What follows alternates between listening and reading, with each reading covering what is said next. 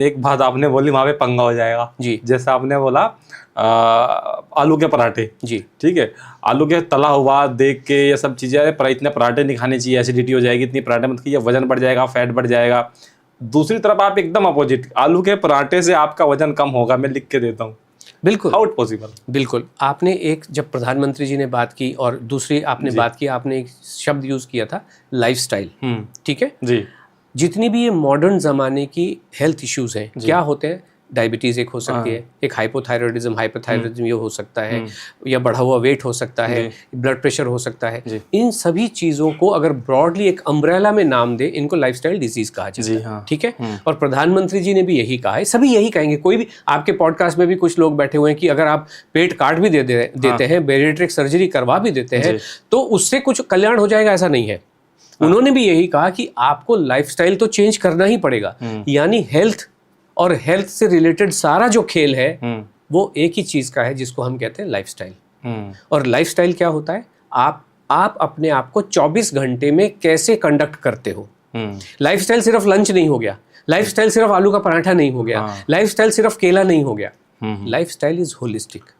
कब उठ रहे हो, फिर क्या खाना खा रहे हो, किस कॉम्बिनेशन में खा रहे हो, कब सो रहे हो, सोते हो तो क्या नींद आती है, क्या नींद आई तो कितनी देर आ रही है, क्या बिना रुके आ रही है, कि जब आप सोए तो सुबह 7 बजे ही आराम से उठ रहे हो, बड़े आराम से। कुछ लोग सुना होगा 3 बजे उठ के बैठ जाए। जीवन में अच्छा स्वास्थ्य पाने के लिए आपको 3 बजे उठना चाहिए, 3 बजे उठने का बहुत महत्व है, ऐसा सुना होगा आपने? बिल्कुल, हम तो नहीं कह रहे जो भी है ये सन्यासियों के लिए ठीक हो सकता है, लेकिन सांसारिक लोगों के लिए बिल्कुल भी ठीक नहीं है। आप सोइए ना आराम से। हम कहते हैं 7 बजे तक उठो ना, क्यों उठ के बैठना है? जितने लोग 3 बजे उठ रहे हैं, जो सांसारिक लोग 3 बजे 4 बजे उठ रहे हैं, सब बीमार है। मतलब हमारे पास आ रहे हैं, हमारा एक्सपीरियंस ये कह रहा है।